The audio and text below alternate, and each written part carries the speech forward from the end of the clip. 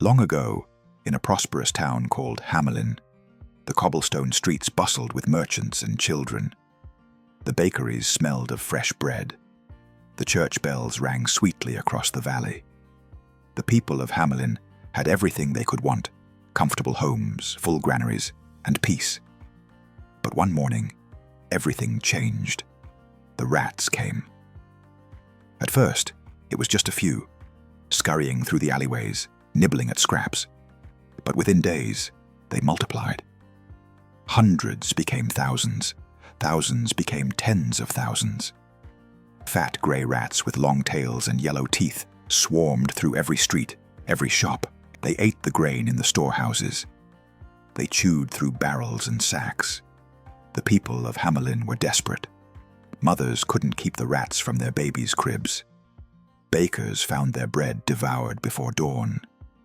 The town was drowning in a sea of filthy, squeaking vermin. The mayor, a proud man with a heavy chain of office, called an emergency meeting. The townspeople packed the great hall, shouting and demanding action. The mayor promised solutions. Traps were set. Cats were brought in. Poison was scattered. But nothing worked. Then one day, a stranger arrived.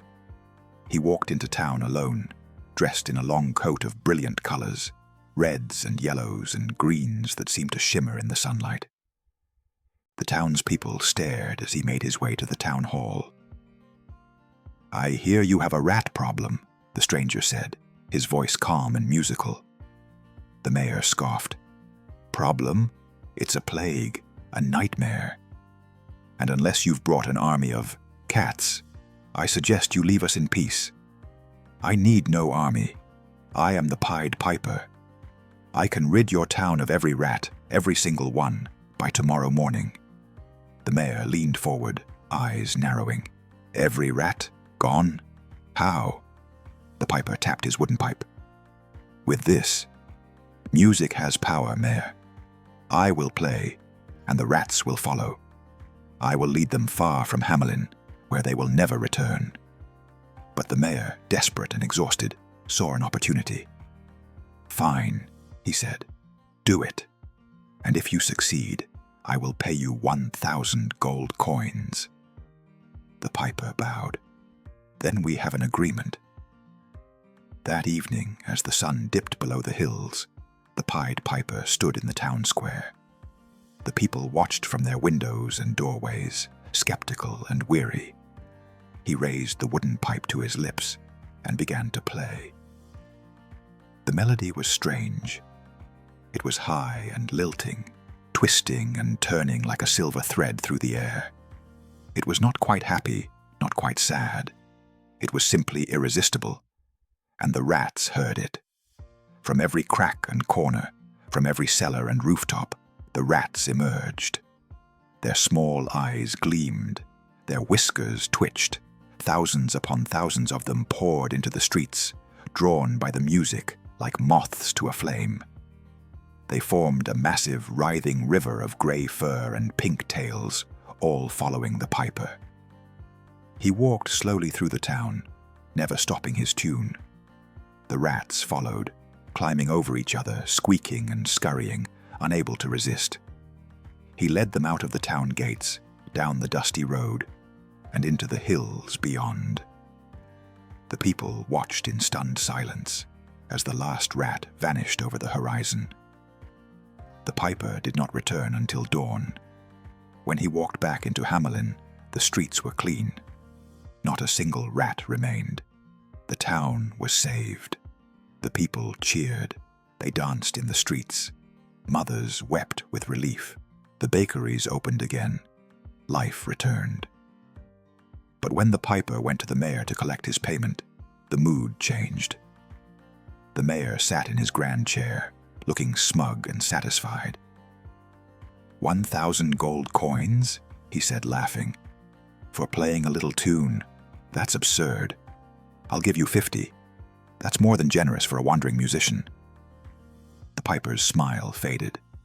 "We had an agreement." "Agreements change," the mayor said coldly.